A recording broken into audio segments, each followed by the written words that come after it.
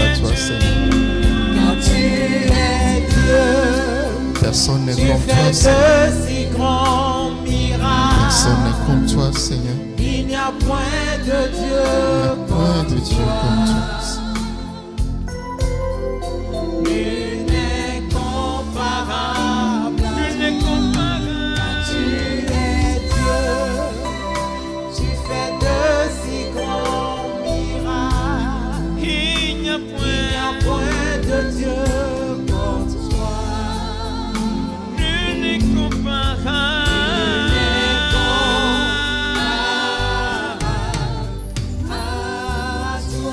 Merci, Seigneur Jésus. Nul n'est comparable à toi, Seigneur. Point de Dieu comme toi, Seigneur. Et nous n'avons personne d'autre que toi, Seigneur. Personne pour compatir à nos faiblesses. Personne qui pardonne les péchés, qui donne une nouvelle chance. Il n'y a point de Dieu comme toi, Seigneur. Prenant soin des orphelins, prenant soin des veuves, guérissant les malades partout où tu vas, faisant du bien. Tu mérites la gloire, Seigneur Jésus. Nous voulons, Seigneur, te demander de nous raviver, de nous communiquer ta vie, Seigneur. Nous voulons te dire, Seigneur, parle-nous, ravive-nous, guéris nos cœurs, ravive-nous, Seigneur. Merci, Seigneur. Qui peut tenir dans ta présence si ce n'est ta grâce, si ce n'est ton sang? Merci de nous accueillir, Seigneur. Merci de ce que tu nous parles par tes compassions. Merci pour le calme, Seigneur. Merci pour la compréhension. Merci, Seigneur, pour tes compassions. Béni sois-tu, Seigneur Jésus. Donne-nous, Seigneur, par ton esprit de vérité, de parler, Seigneur, de ta part. Et donne-nous des oreilles. Donne-nous un cœur qui reçoit. Accorde-nous du discernement, Seigneur Jésus. Merci, Seigneur. Au nom de Jésus. Au nom de Jésus. Amen. Nous sommes bénis, nous pouvons nous asseoir. Alléluia. Alléluia. Nous allons tous partager un moment d'exhortation et puis après nous allons prier. Amen. Alléluia. Tourne-toi vers ton frère et dis-lui, je sais que tu aimes prier. Alléluia. N'est-ce pas? Dis-lui, n'est-ce pas?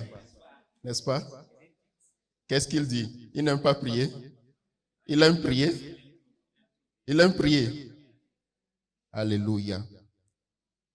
Pendant que l'année est en train de courir vers sa fin et que le Seigneur nous a déjà dit, c'est une habitude ici au ministère sur le Roc, avant même que nous ne rentrons dans la nouvelle année, le Seigneur nous garantit qu'il nous a fait rentrer dans cette nouvelle année. Alléluia. Et donc, nous devons tenir notre position dans la prière. Amen. Nous devons tenir notre position dans la prière. Cette année a été très difficile, n'est-ce pas? Chez certains, ça a été très doux. Chez d'autres, ça a été difficile. Mais en toute chose, nous faisons quoi? Nous rendons grâce. Alléluia. Nous rendons grâce en toutes choses. Parce qu'il a été bon envers nous. Il y a eu des moments au cours de cette année où des proches sont passés par des moments difficiles, des moments de maladie et des moments tragiques. Et la chose m'a tellement peiné que j'étais en train de partager cela avec un frère au boulot, un frère chrétien. Et je suis convaincu que j'ai un penchant pour le ministère pastoral. Et je lui disais, mais c'est un chrétien que ça arrive. C'est un proche, c'est un enfant de Dieu. Qu'est-ce qu'il faut faire? Je lui dis, mais est-ce qu'il n'y a pas eu des péchés qui n'ont pas été confessés, entre autres? Je dis, mais bon, normalement, en tant que pasteur, peut-être qu'on doit avoir un travail spécifique à faire par rapport aux hôtels familiales, par rapport aux esprits de famille, par rapport à tel ou X, Y, Z démon. Alléluia. Et ce qui était intéressant, c'est que ce frère m'écoutait. Et il avait une telle manière d'écouter. Alléluia. Alléluia. Il écoutait attentivement. Il dit, Donc tu sens que tout ce que je lui disais, il m'écoutait. Et j'étais tellement peiné que j'ai pu vider mon sac. Il m'a donné le temps, je parlais, je dis, mais on devait faire ça, on devait faire ça. Pour que cette situation n'advienne plus. Alléluia. Je ne vais pas aller dans les détails de ce qui s'est passé, mais le frère m'a donné une réponse et j'ai eu honte. Il m'a dit, mais Arnold, et la volonté de Dieu dans tout ça. Alléluia. Il m'a juste dit ça. Il dit, c'est une situation tragique. Entre griffes, ça ne devrait pas arriver normalement aux chrétiens parce qu'on dit que le chrétien est protégé, n'est-ce pas? Il bénéficie de la protection de Dieu, etc., etc. Mais il me dit, mais Arnold, et la volonté de Dieu dans tout ça. Puisque dans toutes les voies de solution que j'ai trouvées, il a dit, mais peut-être qu'il y a un péché non pardonné, non confessé plutôt, peut-être qu'il y a une alliance qui a été faite par le passé, qui réclame cette famille-là, peut-être qu'il y a des hôtels, il y a ceci, toute la science, de quoi? de la démonologie et de ces trucs. Et je n'ai pas parlé de la volonté de Dieu. Et ça m'a tellement tiqué. Et j'ai eu tellement honte. J'ai dit, mais... Et Dieu, sa souveraineté, sa majesté dans tout cela. Alléluia. C'est vrai que les familles traversent des moments difficiles. Nos maisons sont passées par des situations difficiles. Mais est-ce que là, à dire que Satan règne au-dessus de Dieu? Alléluia. Est-ce que nos situations difficiles, les situations qui arrivent aux chrétiens et que nous ne comprenons pas, on dit, mais pourquoi? Pourquoi un enfant de Dieu? Est-ce à dire que Dieu n'est plus Dieu? Alléluia. Et ce jour-là, j'ai reçu cette exhortation de la part de Dieu que je voudrais qu'on partage ce matin. Je ne sais pas quel titre, mais j'ai mis que nous devons revisiter nos priorités. Alléluia. Tout à l'heure, quand je méditais encore, il y a ce texte d'Ésaïe 55 qui m'est venu. Ce n'est pas peut-être sur les versets que j'ai donnés aux frères, mais je voudrais quand même qu'on le lise. Ésaïe 55. Nous allons prier. On va prier. Verset 8. Frère Paul. Ah, d'accord. Car ces ne sont pas vos pensées. Et nos voix, vos voix, c'est ça, et vos voix ne sont pas mes voix, dit l'Éternel. Et le verset 9, il dit quoi? Alléluia. Car comme les cieux sont élevés au-dessus de la terre, ainsi mes voix sont élevées au-dessus de vos voix et mes pensées au-dessus de vos pensées. Alléluia. Pour nous, c'est naturel. Quand certaines choses arrivent, on dit, bon, quelqu'un qui va à l'école, il doit trouver un boulot, il doit se marier. Après être marié, il doit faire quoi? Faire des enfants. Ensuite, il doit construire sa maison. Ensuite, acheter la voiture naturellement. Et puis après, faire quoi? Envoyer ses enfants où? Aux États-Unis, au Canada. Et ça, c'est quoi? Le Togolais lambda, c'est quoi ça? C'est quoi? C'est quoi ça? Ça, c'est quelqu'un qui a réussi. N'est-ce pas? Donc, nous tous, nous avons ce modèle-là. Que quand je nais, de 0 à 18 ans, je vais faire peut-être jusqu'au bac. Après 18 à 24, peut-être 25, je vais faire le master.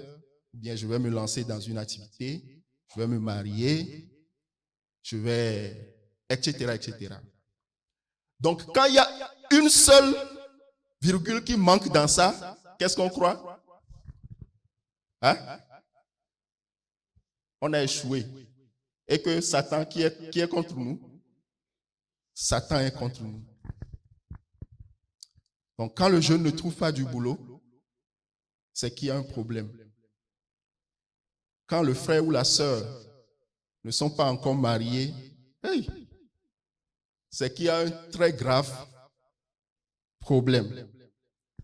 Maintenant qu'il s'est marié, il n'a pas encore fait 1 mois. Il n'a pas fait 1 mois. Il n'a pas encore fait 1 mois. On dit, mais frère, qu'est-ce qui se passe là? Qu'est-ce qui se passe? Déjà, ils n'ont pas encore fait 1 mois. C'est qu'il y a déjà un problème. Si le frère fait 5 ans dans son boulot et n'a pas encore acheté un lopin, c'est que quoi? Il y a un problème. Mais le Seigneur nous dit quoi? Vos voix ne sont pas mes voix. Vos pensées, les choses auxquelles vous pensez. Et puis il dit, tel que tu vois les cieux là.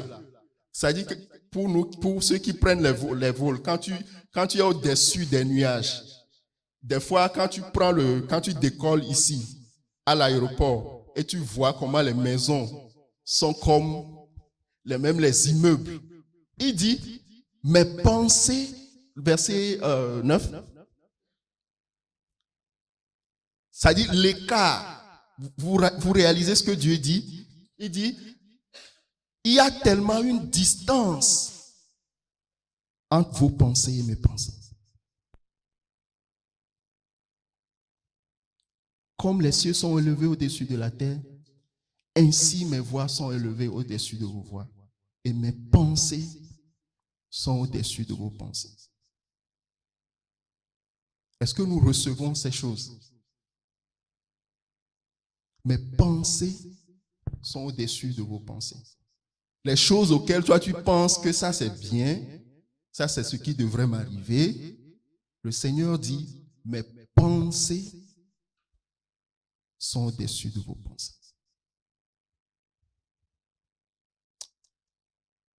Nous allons prier. Nous allons prier.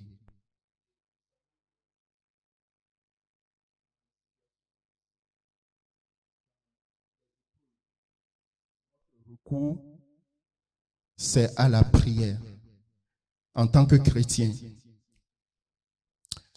Mais le Seigneur, heureusement, nous a enseigné la prière.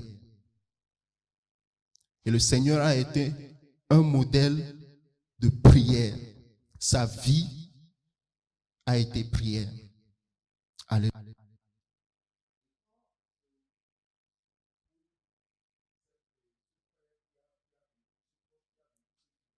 Je parlais. Et quand je priais, le Seigneur m'avait donné ce texte que nous connaissons tous, n'est-ce pas? Matthieu 6. On va revenir dans Matthieu 6.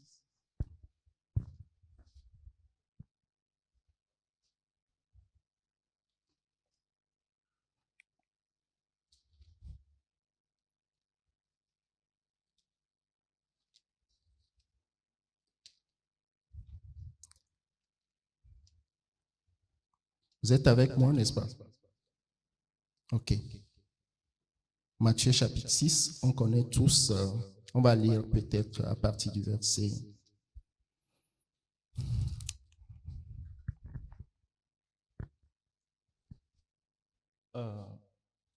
Oui. On va lire à partir du verset 7, si on veut bien. Frère Paul. Matthieu le chapitre 6, à partir du verset 13. Voilà. Et ne nous induis pas en tentation. Verset 6, 7. À partir du verset 7, s'il te plaît. À partir du verset 7. Oui, 7 à 10. 7 à 10. Et quand vous priez, Oui. n'usez pas de vaines redites comme ceux des nations. Car ils s'imaginent qu'ils seront exaucés en parlant beaucoup. Ne leur ressemblez donc. Une seconde. OK? Donc, aujourd'hui, on va essayer d'être simple. Ça veut dire que le Seigneur nous dit que l'exaucement de la prière ne dépend pas de quoi? De la multitude de paroles. D'accord? Donc, ce n'est pas parce que quelque part, les gens...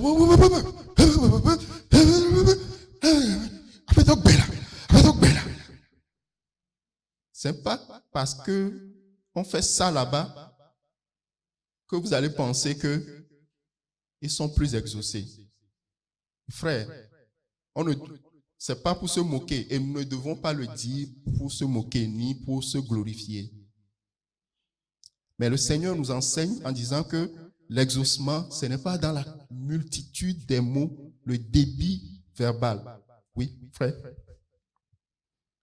Ne leur ressemblez donc pas. Oui. Car votre Père sait de quoi vous avez besoin avant que vous le lui demandiez. Vous donc, priez ainsi. Notre Père qui est dans les cieux. Notre Père qui est dans les cieux. Que ton nom soit sanctifié. Que ton règne vienne. Que ta volonté soit faite, comme dans le ciel, aussi sur la terre. Amen. Relis-nous le verset 10. Que ton règne vienne. Que ton règne vienne. Que ta volonté soit faite. Que ta volonté soit faite. Comme dans le ciel. Comme dans le ciel. Aussi sur la terre. Aussi sur la terre. Amen, frère. Assieds-toi. Donc, je vous disais que dans la situation du frère, j'ai pensé à tout. J'ai pensé aux démons, j'ai pensé aux péchés non confessés, j'ai pensé à tout ce qui peut arriver. Mais que ton règne vienne, que ta volonté soit faite. Que ta volonté soit faite. Pour ceux qui étaient là, la prière d'introduction que le grand frère nous a conduits. Pourquoi nos quêtes, le dimanche passé, on nous a parlé de la quête. Qu'est-ce que nous recherchons pour ce projet qui ne marche pas? Pour ce mariage qui tarde à se concrétiser? Il y a des gens qui sourient. Hein? Pour ces difficultés financières, difficultés à concevoir, etc., etc. Où se trouve la suprématie, la souveraineté du Seigneur, cette assurance qu'il est le roi des rois. Il tient le monde entre ses mains. Et je prie que sa volonté se fasse. Alléluia. Je sais que le Saint-Esprit va nous parler.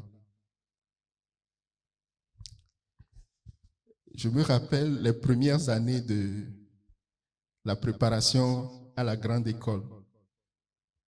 C'est le frère Didier qui enseignait généralement, n'est-ce pas, frère Paul? Tu te rappelles souvent du premier message qu'il a l'habitude de faire? Quand il commence son enseignement. Pardon?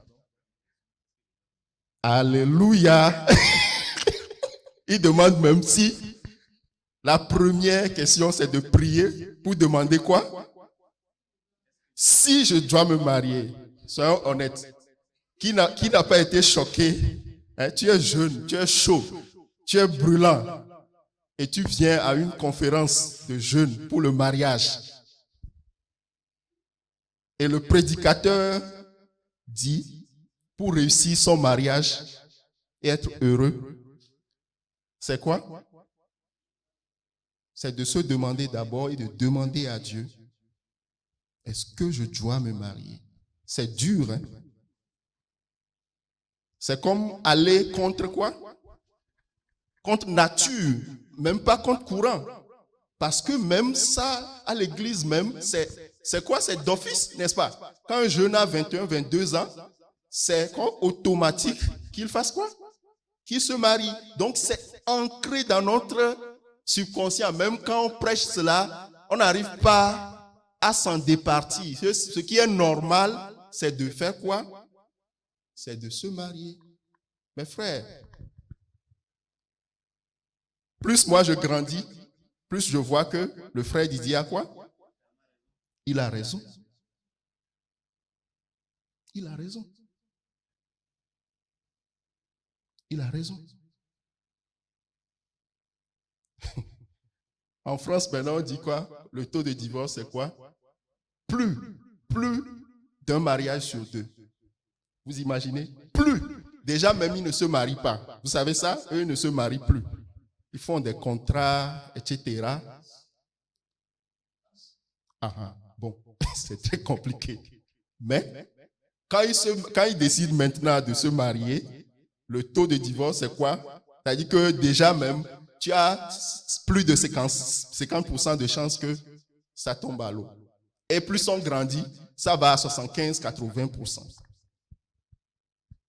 Maintenant, parmi tous ceux pour ceux qui ça n'a pas marché, je suis convaincu qu'il y en a qui ne devraient pas.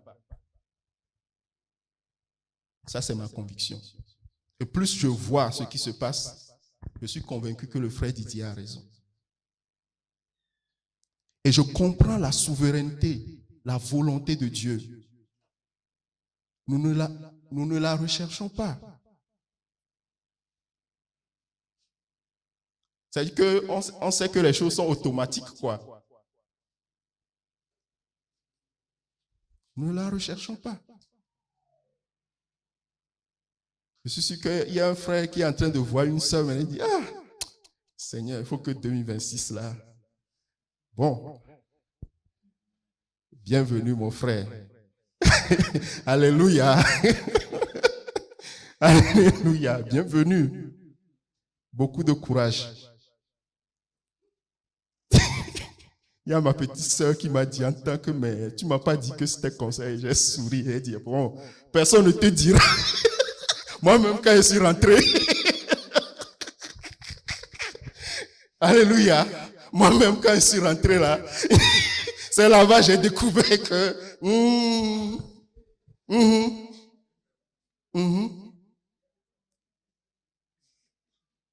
m'a dit tu ne peux pas aussi, il faut venir. Alléluia. Est-ce que nous recherchons? Est-ce qu'elle est au centre de notre priorité? On nous a parlé de l'assurance du salut. N'est-ce pas? Il y a un débat. Est-ce qu'on peut perdre son salut? Est-ce qu'on ne peut pas perdre son salut? Mais le Seigneur, il a été quoi? Il a été clair. N'est-ce pas? Matthieu, chapitre 7, verset combien?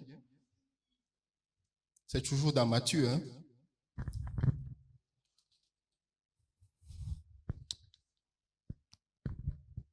On a ça? On a le test?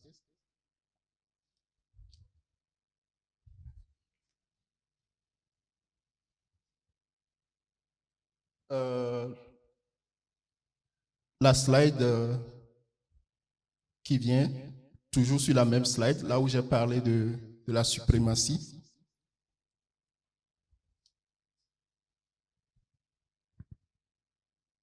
Bon, on peut lire à partir du verset 13, hein, si on veut.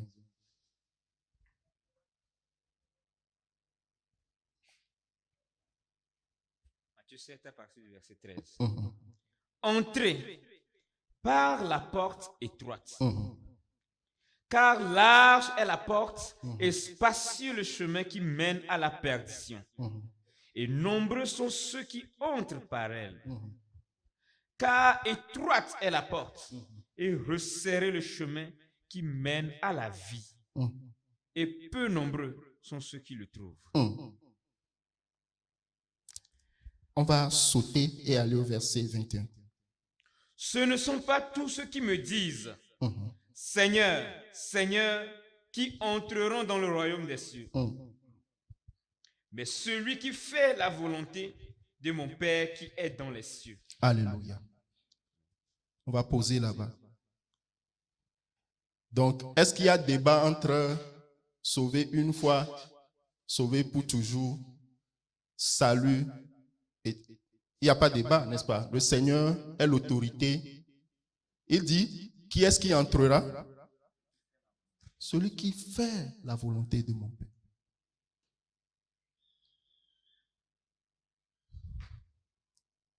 Des fois, quand tu lis l'histoire de l'Ancien Testament, tu as peur littéralement de Dieu, n'est-ce pas? Quand tu lis Moïse, quand tu lis au travers des rois, des chroniques, tu vois, on dit, il a très bien commencé, il a fait ceci pour Dieu, il a fait tel exploit, il a fait tel exploit. Et puis à la fin, tu vois, on dit qu'il a abandonné le Seigneur, il a fait ceci, il a fait ça. Alléluia. Celui qui fait. C'est ça le cœur de son message. Et il est même allé dire que ma nourriture, ma viande, ce dont je vis, c'est de faire quoi?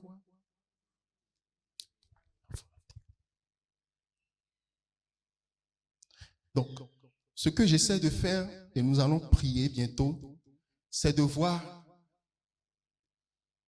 pendant que nous avons des priorités pour cette nouvelle année, il y a une sœur qui dit, Seigneur, je vais me marier. C'est pas je veux. Je vais me marier.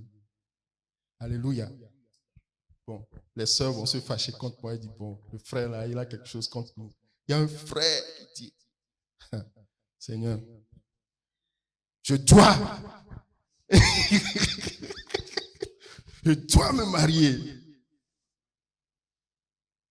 Alléluia. Il y a une famille qui dit, Seigneur, cette année, c'est notre année. Nous devons aller chez nous. Nous devons aller dans notre propre maison. Il y a un professionnel qui dit, l'année prochaine, je ne veux plus juste être assistant, je veux devenir chef. Il y a un commerçant qui dit, les gens vont à Dubaï, Seigneur, l'année prochaine, moi aussi, je ferai quoi? J'irai à Dubaï. Mais c'est le moment de ramener la volonté de Dieu, la priorité, la volonté de Dieu, sa souveraineté. Qu'est-ce que tu veux de moi, Seigneur? Qu'est-ce que tu veux de notre mariage? De laisser tomber les démons, de laisser tomber les autels. Ils en sont pour quelque chose.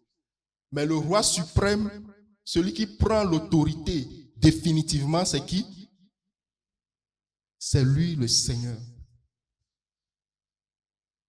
Quelle est ta volonté, Seigneur? Qu'est-ce que tu veux que je fasse? Qu'est-ce que tu veux de moi?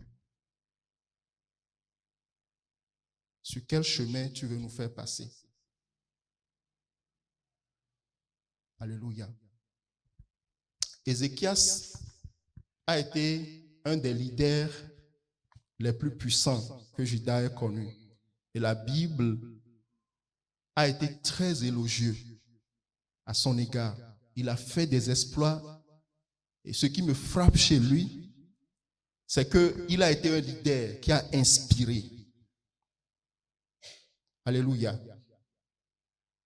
Il y avait des puissances en ce moment. En ce moment, c'est Babylone qui régnait. Babylone peut être comparé aujourd'hui à qui? Aux États-Unis, par exemple, à la Chine, etc. Mais en ce moment, ce n'est pas par les réseaux sociaux, par les influences, etc., qu'on essaie de contrôler le monde. C'est la guerre. On vient chez toi, on te tape et tu deviens esclave.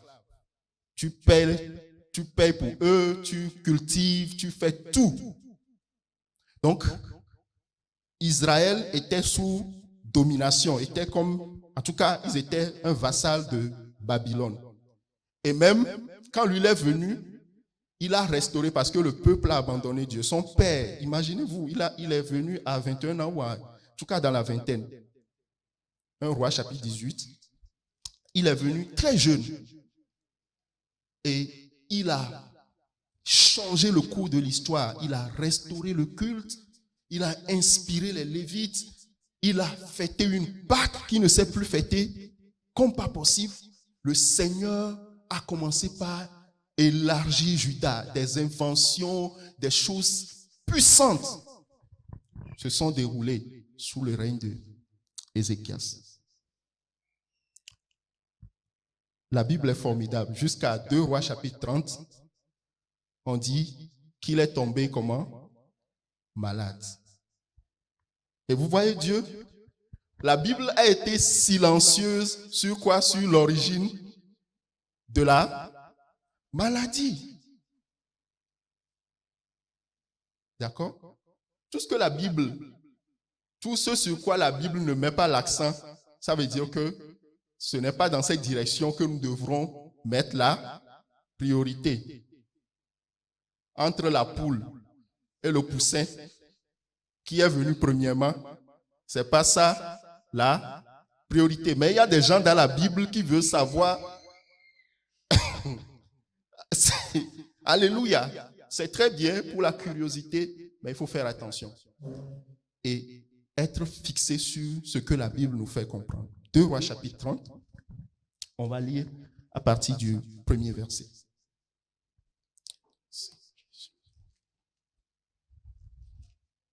Et 2 Rois chapitre 20, s'il vous plaît. 2 Rois chapitre 20, s'il vous plaît.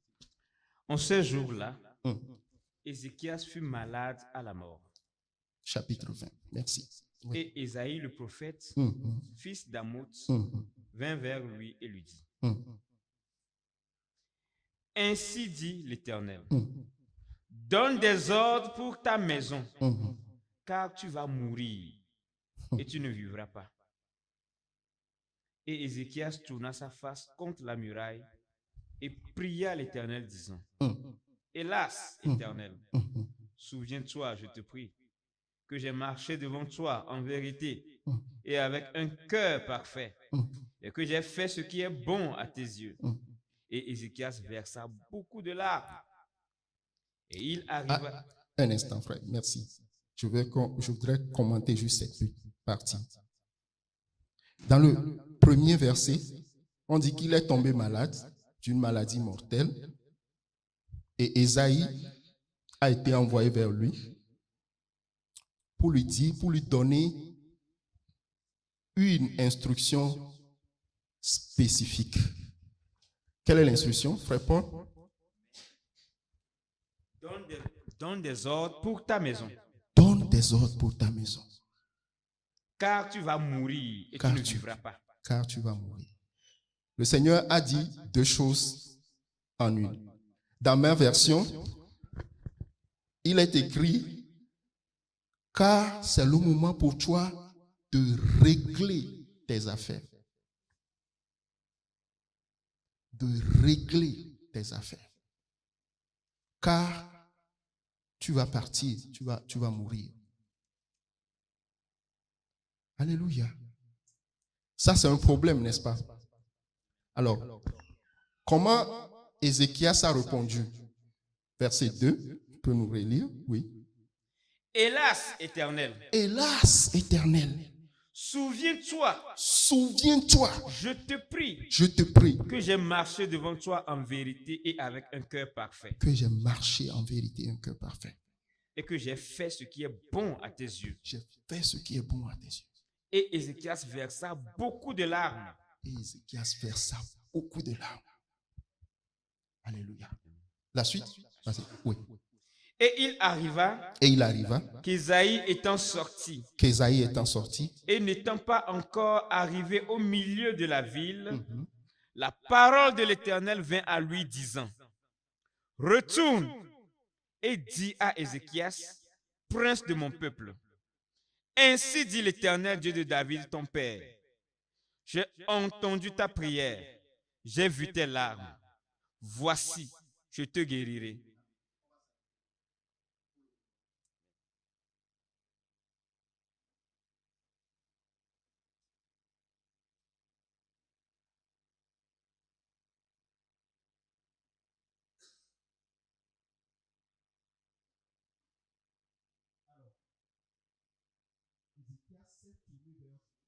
Quand il a appris la nouvelle, il a prié.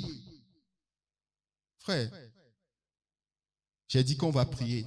Par la grâce de Dieu, on va prier. La prière a une puissance. Ça, c'est ce que nous apprenons. Il a reçu le décret de Dieu. Il s'est tourné. Il n'est pas allé pleurer. Alléluia. Il n'est pas allé se lamenter auprès de quelqu'un. Il s'est tourné vers le Dieu qu'il sert. Il s'est tourné vers Dieu. Alléluia. Dieu est tellement bon. J'ai un témoignage particulier pour les jeunes. Mais, frère, si, surtout pour nous qui voulons nous marier, si très tôt, pendant que tu as encore 12, 15 ans, tu n'as pas appris,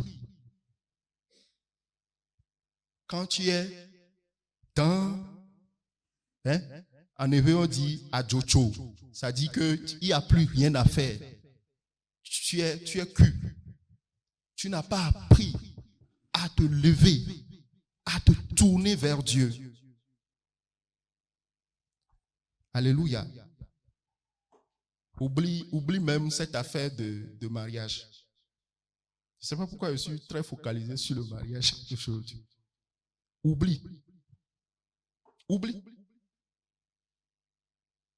Que tu sois homme, que tu sois femme. Je parle aux jeunes. La prière. Ézéchias s'est tourné vers Dieu et dit, ah Seigneur, je suis peiné. Souviens-toi, Seigneur.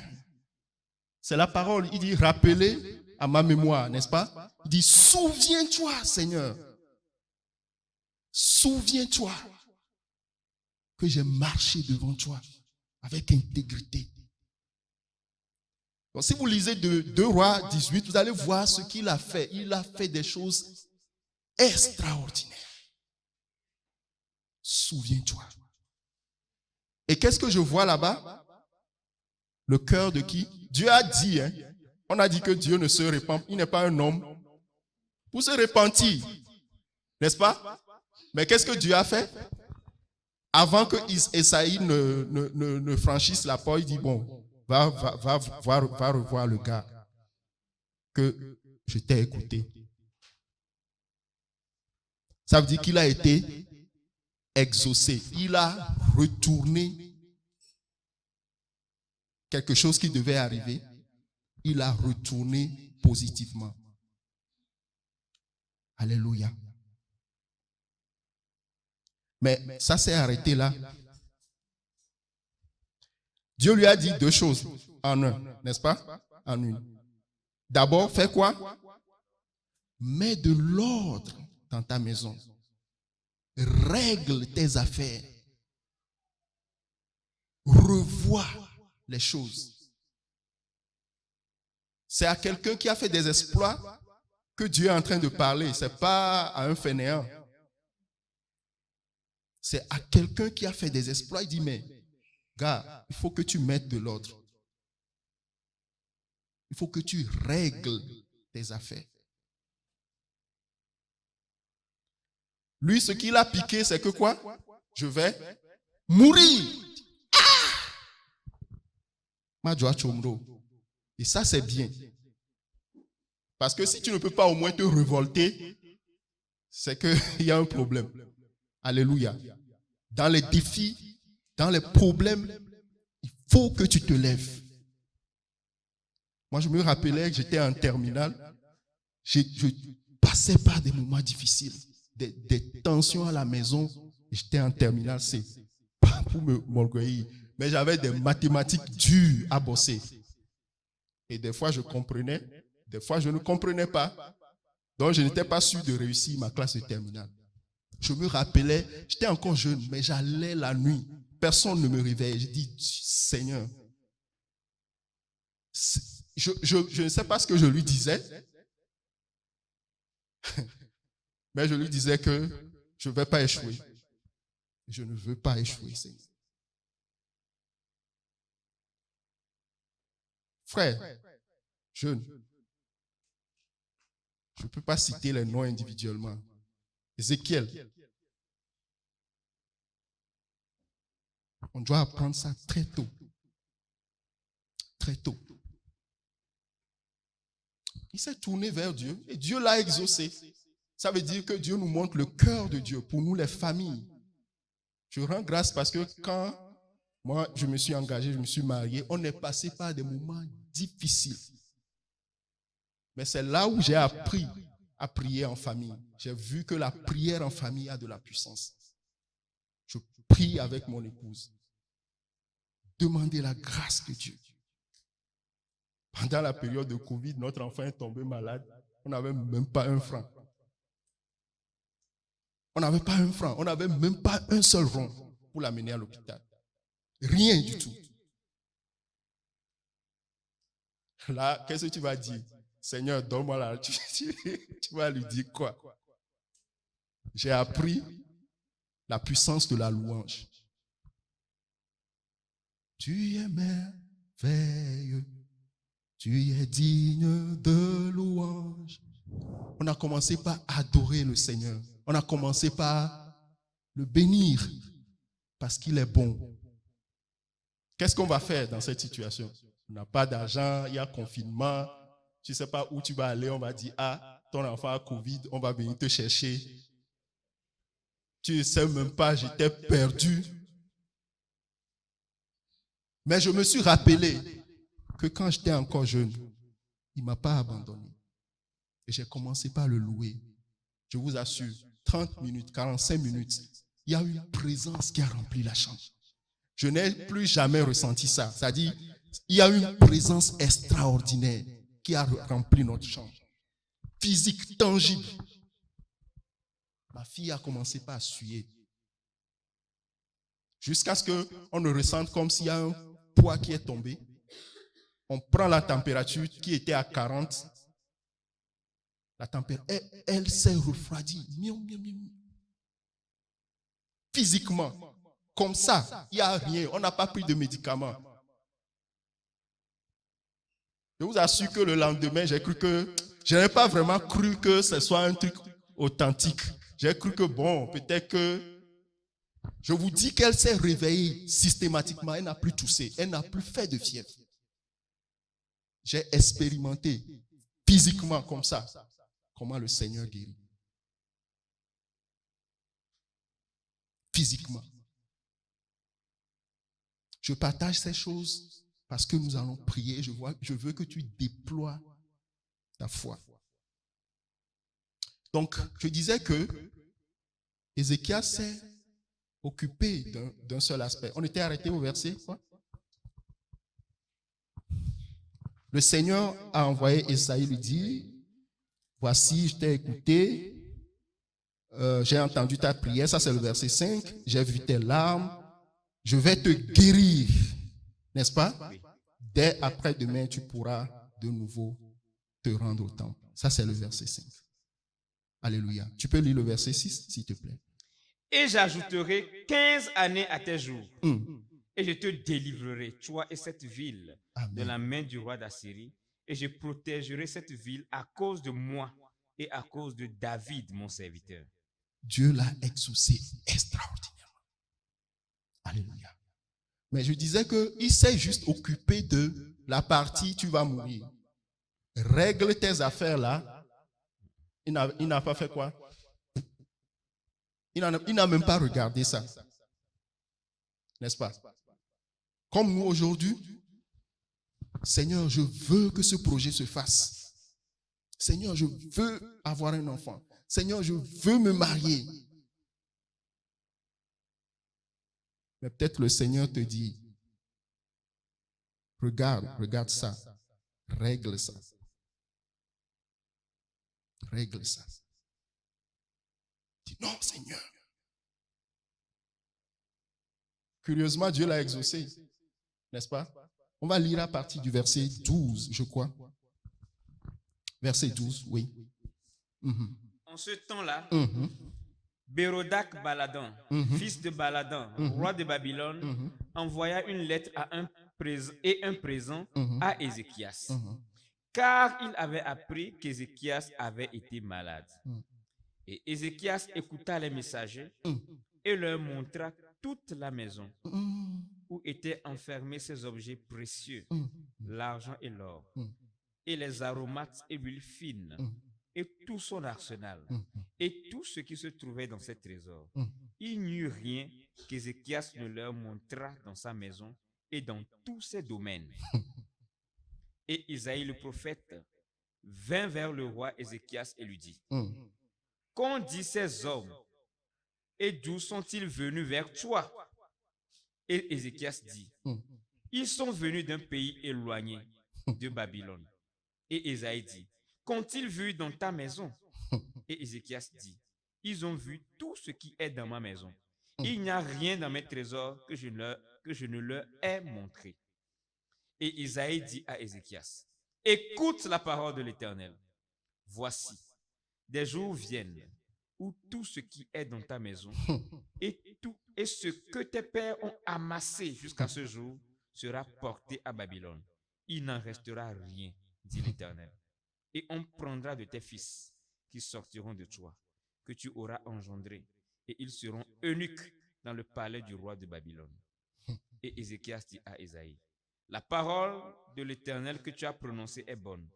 Et il dit, n'y aura-t-il pas ainsi paix et stabilité pendant mes jours? Et le reste des actes d'Ézéchias et toute sa puissance, et comment il fit l'étang et l'aqueduc, et amena les eaux dans la ville. Cela n'est-il pas écrit dans le livre des chroniques des rois de Juda? Et Ézéchias s'endormit avec ses pères, et Manassé, son fils, régna à sa place. Amen.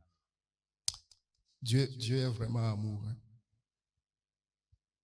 Dieu a voulu épargner sa génération de ça.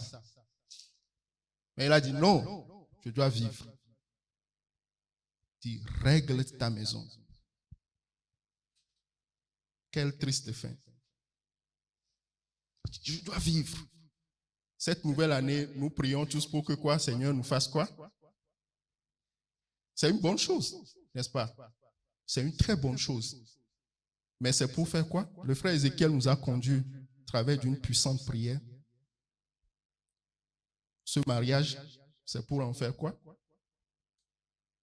Ces enfants que nous amenons au monde. J'ai vu quelque part la dernière fois, on a dit, mais qu'il y a un enfant qui a poursuivi ses parents en justice. Il dit, mais pour l'avoir amené dans ce monde sans demander son autorisation. Et il y a quelqu'un qui a commenté, mais le salaud, il m'a dévancé, je voudrais aussi. Donc ça veut dire que ces enfants que nous faisons venir, c'est pourquoi? C'est pour les livrer comme ça. C'est pour ça Anne a dit, Seigneur, si tu me le donnes, je vais te le donner en retour. Anne a compris que sa destinée est attachée à qui? À la volonté du Seigneur. Notre mariage, notre promotion au boulot, nos enfants, c'est attaché à quoi? À la volonté du Seigneur. Ézéchias, vous voyez la question qu'il a posée à la fin? Sœur Tek, j'ai vu que tu as souri. Il dit, mais bon, on a dit que tes enfants vont partir en captivité, on va ramasser tout ce que tu as dans ta maison. Parce que le gars, après que le Seigneur l'a guéri, tout ce qu'il a trouvé à faire, c'est de, voilà, c'est nous quoi, c'est moi. Dieu m'a béni, Dieu m'a fait du bien. Alléluia. Dans 2 Chroniques, on va voir comment la Bible a décrit ce qu'il a fait. Toujours 2 Chroniques 32, versets 24 et 25. Comment la Bible a décrit l'attitude de Ézéchias. 2 Chroniques 32, versets 24 et 25. En ces jours-là, Ézéchias fut malade à la mort. Et il pria l'Éternel. Et l'Éternel lui parla et lui donna un signe. Mais Ézéchias ne rendit pas en raison du bienfait qu'il avait reçu. Car son cœur s'éleva et il y eut de la colère contre lui et contre Juda et Jérusalem. Ça veut dire que Dieu s'est mis en colère. Vous voyez comment la Bible retrace la chose? Dieu l'a fait du bien. Dieu l'a guéri. Mais il dit, il ne lui rendit pas le bien. Et son cœur fit quoi? S'éleva. S'éleva. C'est Ézéchias, hein? C'est pas n'importe qui. Hein? Elle dit, ah bon, non. C'est quelqu'un qui aimait Dieu. C'est quelqu'un qui aimait Dieu. Lisez, vous allez voir, il a fait des choses extraordinaires. Il dit, son cœur s'éleva. Et Dieu fit en colère.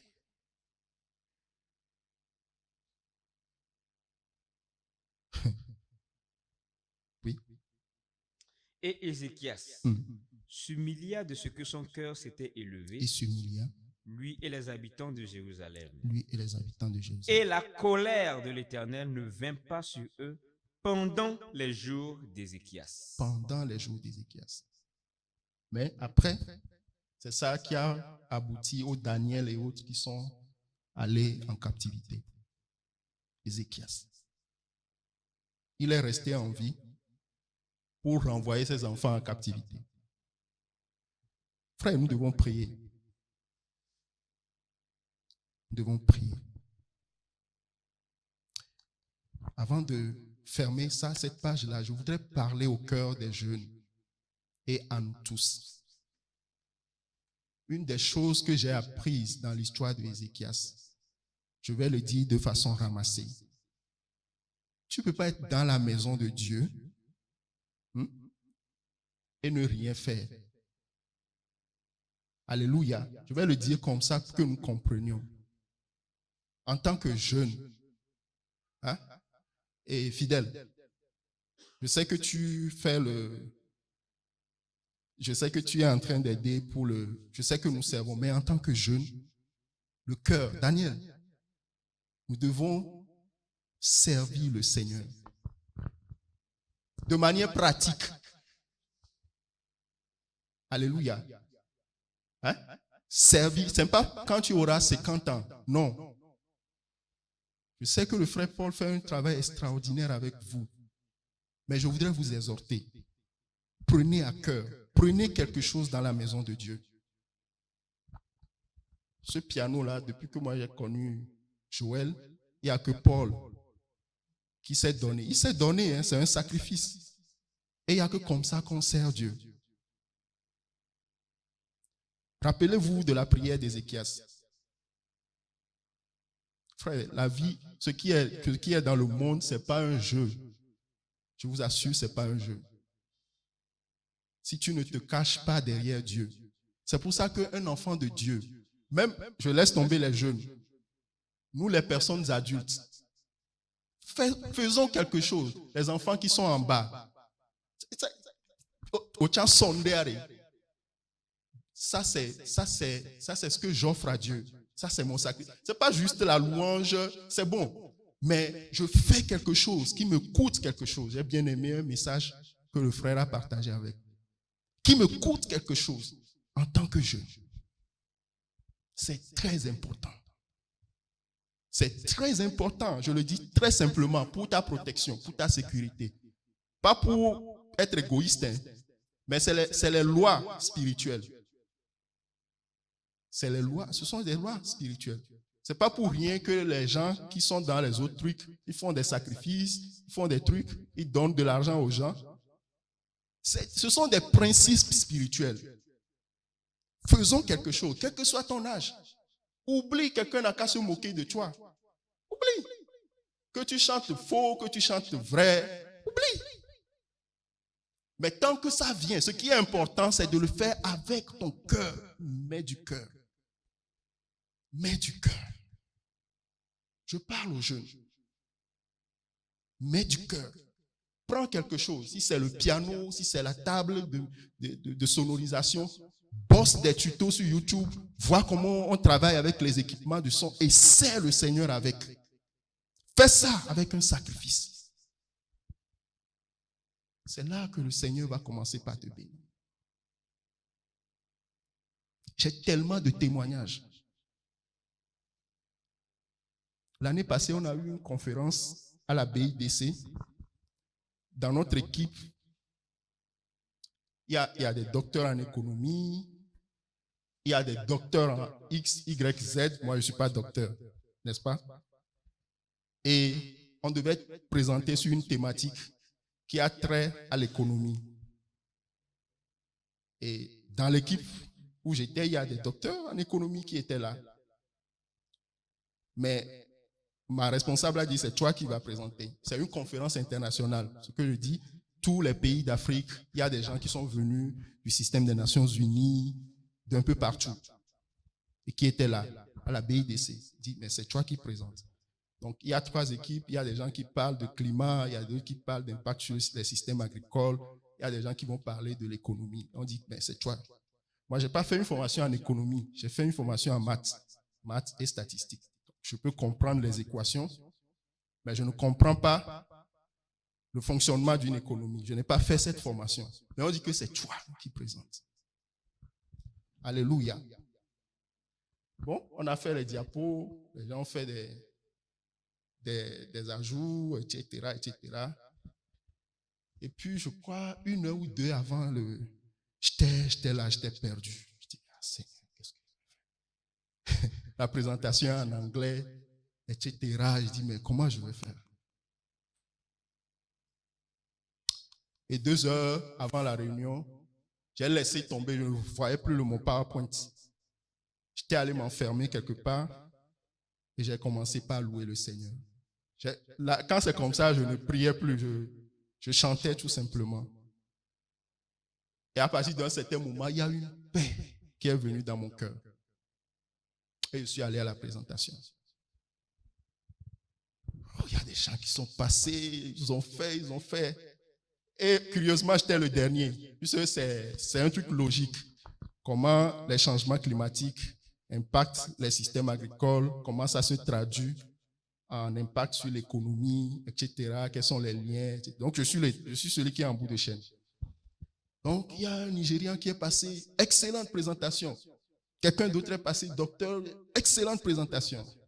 Voici mon tour. Alléluia. Et j'ai pris mon micro. D'abord, tous ceux qui étaient passés ont présenté en anglais. Le Saint-Esprit m'a dit, non, tu n'es pas encore prêt. Et honnêtement, si j'avais douté du Saint-Esprit, j'aurais tout cafouillé. Il m'a dit, mais il y a des interprètes qui sont payés pour interpréter, n'est-ce pas? Dans les conférences, vous allez voir les gens avec les trucs. Donc, il y a des interprètes, mais pourquoi tu fais leur travail à leur place? Et j'ai shifté en français parce que je suis plus à l'aise en français. Je vous assure que le jour-là, le Saint-Esprit est venu. C'est-à-dire, j'ai senti la présence corporelle du Saint-Esprit. C'était extraordinaire. C'est-à-dire, pourquoi je sais que c'était extraordinaire? Parce qu'il y avait unanimité. Quand j'ai fini, quelques jours après, il y avait unanimité. Pourquoi je fais ce témoignage? Parce que je retrace ça à mon service dans la maison de Dieu. Je ne sais pas si vous comprenez. Ça dit, tout récemment, Cara, quelqu'un m'a dit, quand tu as quelque chose de particulier. C'est mon service, ce n'est rien. C'est vrai que je suis plus érudit. Il y a un charisme qui est lié à mon service dans la maison de Dieu. Frères et sœurs, que tu sois médecin, architecte, couturier, fais quelque chose. Mets-toi dans quelque chose. Mets-toi dans quelque chose. Il y a les enfants. Prends une famille, fais quelque chose, investis, fais quelque chose, fais des sacrifices. Alléluia. Romains 12, verset 1-2. La volonté de Dieu, n'est-ce pas? Nous voulons prier pour la volonté de Dieu. Romains 12, verset 1-2. Romains 12, les versets 1 et 2. Je vous exhorte donc, frères, par les compassions de Dieu, à présenter vos corps en sacrifice vivant, saint, agréable à Dieu, ce qui est votre service intelligent. Et ne vous conformez pas à ce siècle, mais soyez transformés par le renouvellement de votre entendement, pour que vous discerniez quelle est la volonté de Dieu, Quelle est la volonté de Dieu? bonne et agréable et parfaite. Amen. Bonne et agréable et parfaite. Je vais juste donner un mot sur le verset 2. Il dit, ne vous conformez pas. C'est parce que quelqu'un a 25 ans qu'il doit se marier automatiquement. Et pardon, frères et sœurs, Pardon. Soyons des modèles, que ce soit dans nos familles. Soyons des modèles. Portons ces messages. C'est parce que deux personnes se sont unies, ça fait 1 an, 2 ans, 3 ans, qu'ils sont maudits. Encourageons-les. Encourageons-les. Portons-les. Cherchons la volonté de Dieu, laquelle est agréable. Quel est le plan de Dieu? Quel est le plan de Dieu? C'est vrai, il peut y avoir des problèmes médicaux, il peut y avoir des problèmes, oui. Mais d'abord, ce que moi je dis, c'est qu'on ne fait pas ça. On fait toute autre chose. Mais quelle est la volonté de Dieu? Quelle est la volonté de Dieu? Un projet qui ne marche pas, on force, on cherche des solutions, on tire de ce côté, on prend telle dette ici, on prend tel truc ici, on se casse la tête.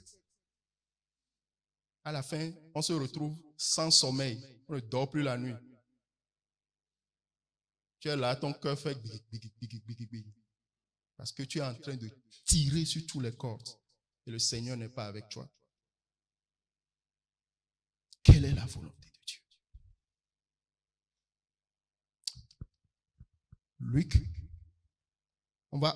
je n'ai pas besoin de commenter ce verset. On va voir comment le Seigneur, Luc chapitre, comment le Seigneur a réagi. Le Seigneur a fait face également à ce dilemme, n'est-ce pas? Luc chapitre 22, verset 42. Nous allons nous lever pour prier très bientôt. Oui. Luc 22, le verset 42. Oui.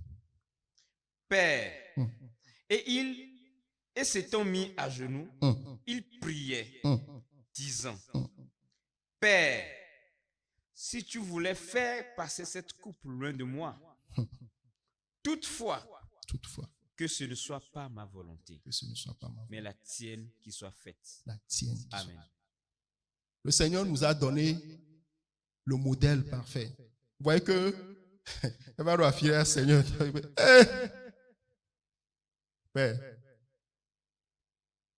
il savait que c'était pour ça. Il sait qu'il est venu pour mourir. Donc ce que je dis, ce n'est pas de la blague. Pour des familles qui traversent des situations, pour des frères, pour une sœur qui attend peut-être 10 ans, 15 ans, c'est pas facile. Et c'est en face de ce dilemme que le Seigneur était dit, Seigneur, si ça pouvait passer. Mais il s'est tout de suite rattrapé. Il nous dit, voilà ce que je voulais, voilà ce que je veux en ce moment précis. Voilà, il n'a pas caché, il n'a pas fait le dur. Non, fais la volonté de Dieu, c'est ça. Non, dit ça c'est ma volonté. Il a été transparent. Ça c'est ma volonté. Mais pas la mienne. Que ta volonté s'accomplisse. Seigneur, tu sais que j'ai envie de me marier. Tu sais que j'ai envie de me marier. Ou j'ai envie de me remarier. N'est-ce pas? Mais pas ma volonté. Pas ma volonté. Pas ma volonté. Le problème, c'est que dès le départ, comme nous n'avons pas pris en compte cette volonté dans l'équation, notre cœur n'est même pas prêt à aimer. On le voit, tu ne vas pas glorifier na efifia, la va glorifier domenai.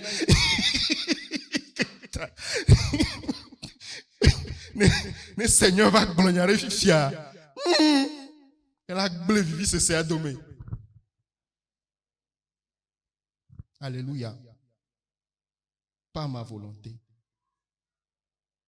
Pas ma volonté. Et vous voyez, il a pris des frères avec lui. Il dit, venez prier avec moi. Le Seigneur, hein? Est-ce que des frères peuvent compter sur nous? Le Seigneur dit, venez avec moi.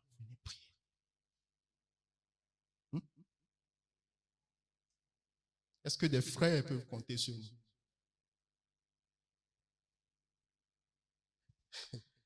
Quand une sœur va te dire, ah, sœur, tu sais, j'ai vu un monsieur là, il n'est pas chrétien, il n'est pas chrétien, mais c'est lui que mon cœur, c'est vers lui que mon cœur est en train d'aller. Parce que les frères sont bizarres.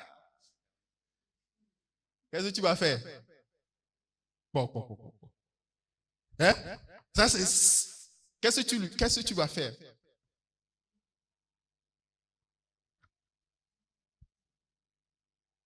Seigneur, ta volonté. Tu pries. Tu dis, non, ma soeur. Le Seigneur a dit, ne vous mettez pas sous un joug étranger. Ce n'est pas le plan de Dieu pour ta vie. Tu pries. Mais pas pour se moquer. Pas pour regarder la personne d'en haut. Penser que nous, on est tout immunisés. Non. Et ne mettons pas la pression. Ne mettons pas cette pression insidieuse. Oh, non. Soyons soft. Soyons sensibles. Que ta volonté se fasse. Que ta volonté se fasse. Alléluia. Je ne sais pas comment nous allons prier, mais dès que je donne la requête, je te prie. Il faut prier. Alléluia. Nous allons prier. Où est-ce que nous nous mettons? Vous voyez que Balaam, Dieu lui a parlé clairement. La volonté de Dieu était claire. Mais il y avait à côté quoi? Les honneurs, l'argent. Il a dit, mais ce peuple, etc. Mais nous allons prier. Je ne sais pas dans quelle position tu te mets, mais prie de tout ton cœur. Et au Seigneur, attache mon cœur.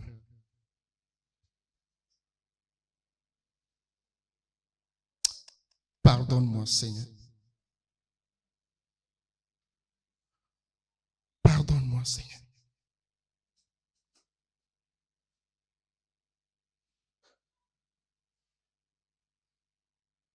J'ai du mal. J'ai pris mon propre chemin il y a longtemps. Je me suis détourné de cette volonté il y a très longtemps. Je suis conscient, Seigneur. Seigneur, aide-moi.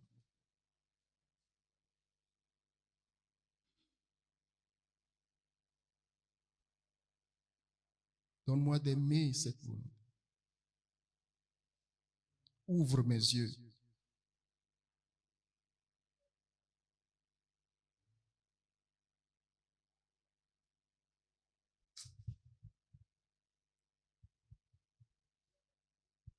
Ouvre mes yeux.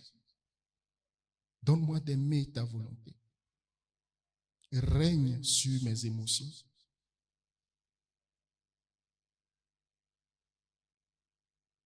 Donne-moi le fruit de ton esprit.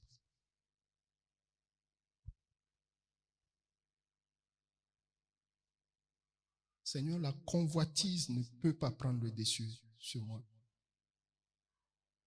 Tu es mort pour moi. Tu m'as sauvé. Tu as versé ton sang. Seigneur, rien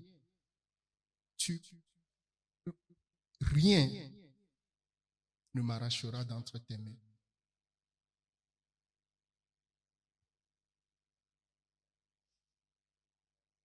Prends le contrôle, Seigneur. Prends le contrôle, Seigneur. Ramène-moi au cœur. Ramène-moi au cœur. Qu'elle soit ma nourriture. Entraîne mes mains.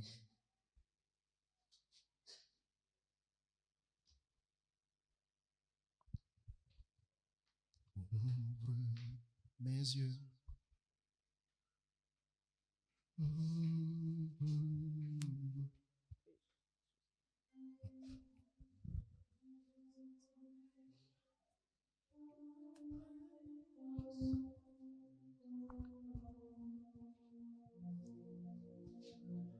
prononcer sa voix.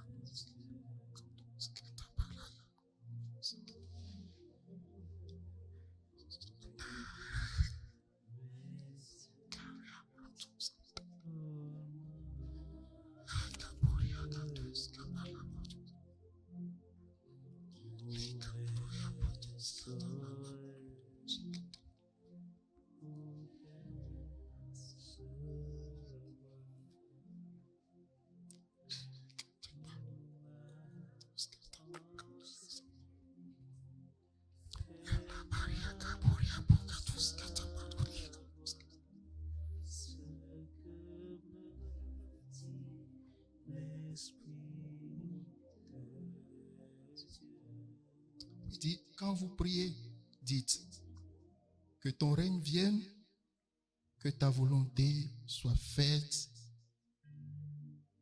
sur la terre comme au ciel. Et donne-nous aujourd'hui notre pain quotidien. Prie de tout ton cœur. Dis, Papa, je veux faire ta volonté. Donne-moi ce dont j'ai besoin. Pourvoir. Abraham a dit, quand Isaac, tout tremblotant, lui demanda, mais papa, où se trouve le sacrifice? Et Dieu pourvoira. Seigneur, pourvois. Pourvois, Seigneur. La patience est le fruit de l'esprit.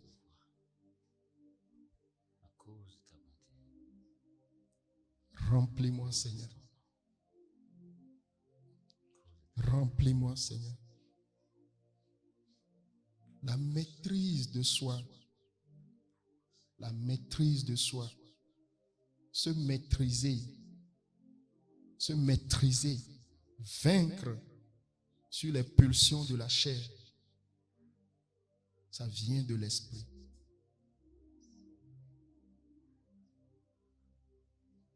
Ne plus être influencé par ce que les gens disent. Et un ponyabé, il est kunyanga. Et Seigneur, pourvois.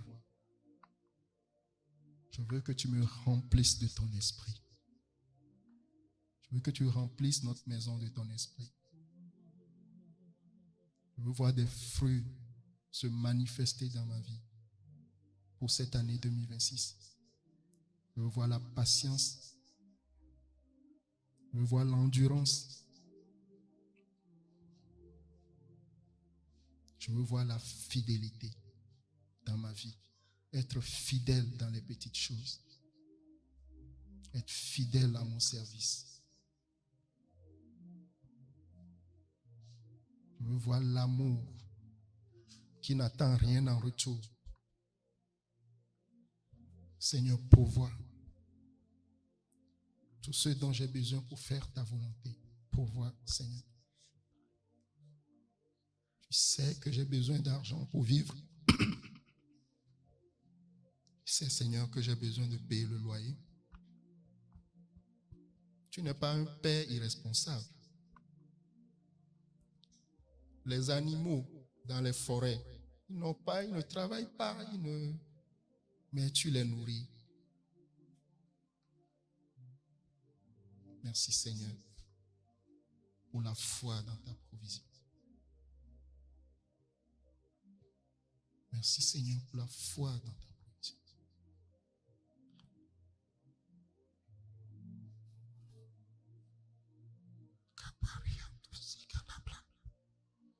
Prie encore.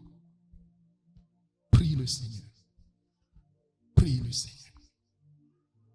Prie le Seigneur.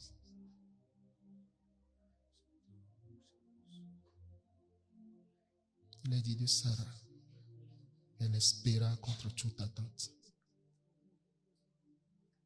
Peut-être te dit, ça fait 15 ans, ça fait 20 ans. Ça fait 30 ans.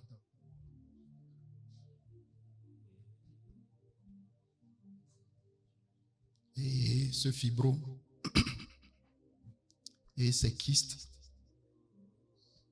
est-ce que je vais pouvoir enfanter encore? Dis au Seigneur, pourvois, Seigneur, que je tienne, fortifie ma foi. Fortifie ma foi.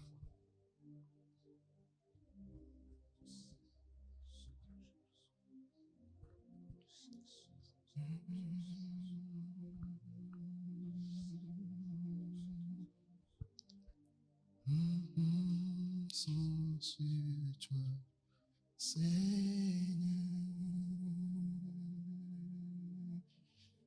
mon Dieu, mon Dieu.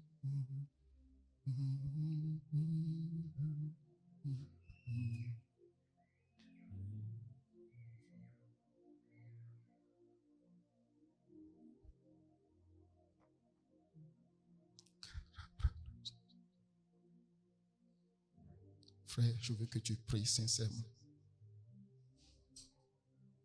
Ne sois pas fatigué. Prie sincèrement. Prie pour la provision.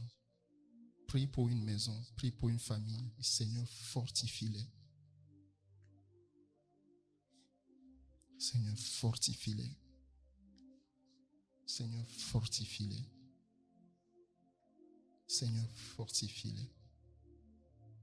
Seigneur, fortifie-les. Pour une famille qui traverse des situations de maladie, on ne comprend pas pourquoi. Seigneur, pourvois.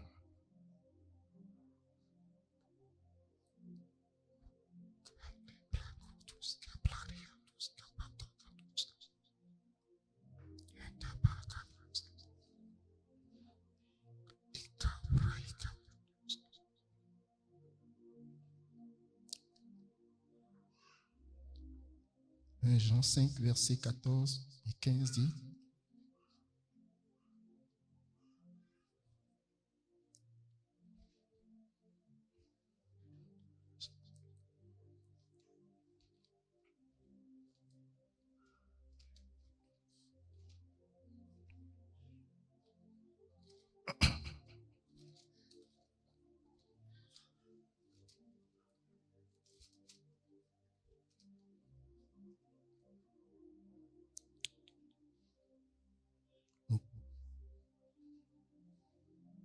nous pouvons regarder à Dieu avec assurance car il nous écoute. Et si nous demandons quelque chose de conforme à sa volonté, sachant donc qu'il écoute nos prières, nous avons aussi la certitude d'obtenir ce que nous lui avons demandé. Merci Seigneur Jésus. Merci Seigneur Jésus. Merci Seigneur Jésus. Alléluia. Nous allons encore prier. J'espère que vous n'êtes pas fatigués de moi, excusez-moi. Mais je voudrais qu'on prie. Et Frère Paul, acte 12, verset 5-11. Je voudrais qu'on prie pour quelque chose.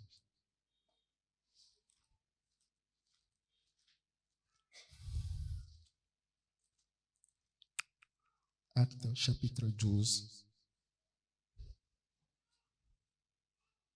verset 5. Acte 12 à partir du verset 5.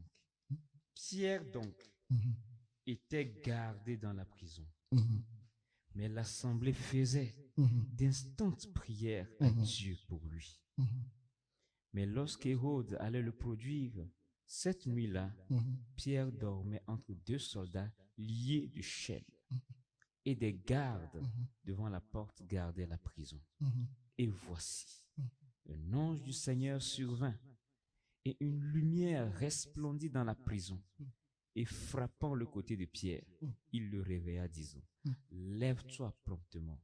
Et les chaînes tombèrent de sa main. Amen. Et il y a Pierre qui a dit quelque chose.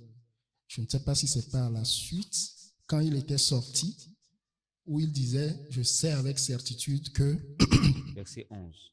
Et Pierre, étant revenu à lui, dit, je connais à présent certainement que le Seigneur a envoyé son ange et m'a délivré de la main d'Hérode et de toute l'attente du peuple des Juifs. Amen. Toute l'attente du peuple des Juifs. Je voudrais, avant de finir, balancer mon message. J'ai insisté sur la volonté de Dieu, sur la souveraineté de sa volonté, mais je ne nie pas les œuvres du diable. Je ne nie pas, je n'oublie pas ses desseins. Le dimanche passé, le frère Didier nous a interpellés. Il dit, Dieu nous cherche, mais qui aussi nous cherche? Satan nous cherche. Dans cette situation, Jacques, l'apôtre, est mort parce que des méchants se sont levés et l'ont décapité. Alléluia. Mais Dieu a donné un mystère. La prière, Dieu est souverain, il sait tout. Il sait ce qui va se passer. Mais il a aussi donné la prière. Il dit que ton règne vienne. C'est la prière. C'est à nous d'utiliser cette puissance. On dit l'Église a commencé par prier. L'Église a commencé par prier. Frères, sœurs, dans la maison, l'Église a commencé par prier. C'est parce que Dieu est souverain. Oh, et bon, moi, on tonya. L'Église a commencé par prier. Et quand tu lis dans la Bible de Daniel, Moïse, etc., quand ils ont commencé par prier, Dieu a envoyé. Il y a des choses extraordinaires qui sont. Et Pierre a dit, le Seigneur m'a délivré. Je voudrais qu'on prie. Il y a un homme qui a fait une prière. 1 Chronique chapitre 4, verset 10, c'est ça, Jabez. Il a dit quelque chose là-bas, on va prier. Nous savons qu'il y a des familles qui traversent des situations de maladie au milieu de nous, n'est-ce pas? Nous n'allons pas appeler de nom, mais nous allons prier. Nous allons prier avec foi. Nous allons prier le Seigneur qu'il achève son œuvre. Qu'il achève son œuvre. Qu'il délivre. 1 Chronique. Et Jabez invoqua le Dieu d'Israël disant, invoqua le Dieu d'Israël. Si tu me bénissais abondamment, Si tu me bénissais abondamment, et si tu étendais mes limites, si tu étends mes et limites, si ta main était avec moi, si ta main, et si tu me mettais à l'abri du mal, si tu me mets à l'abri, en sorte que je sois sans douleur. en sorte que je sois sans. Et Dieu fit arriver ce qu'il avait demandé. Dieu Amen. fit arriver. Tu me délivres. Dans Matthieu 6, vous allez lire à l'après, il dit quoi? Prier. Après le pardon, il dit délivre-nous. C'est sérieux. Délivre-nous. Et je parle aux jeunes. Je parle aux jeunes. C'est pas pour rien qu'on apprend que des chrétiens sont retournés et puis font des idoles. C'est pas un jeu. Le monde est tellement spirituel. Tellement spirituel. Si tu ne te prépares pas en tant que jeune, délivre-moi.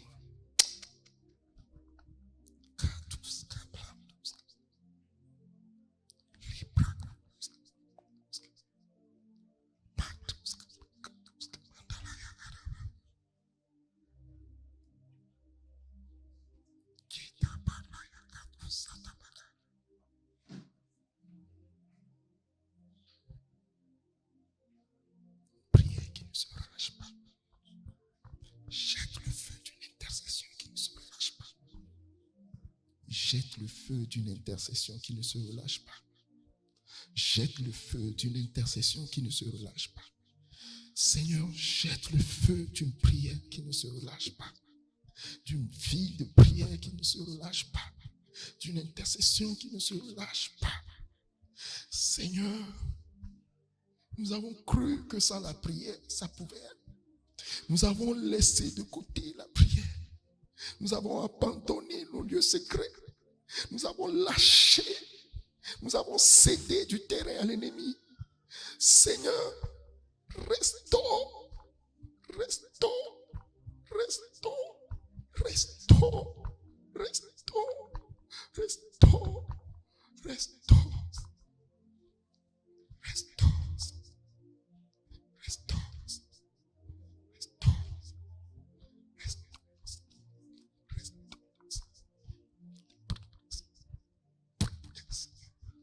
Petit concret, que chacun expérimente la puissance de la prière, la puissance de la prière, la puissance, la puissance, la puissance.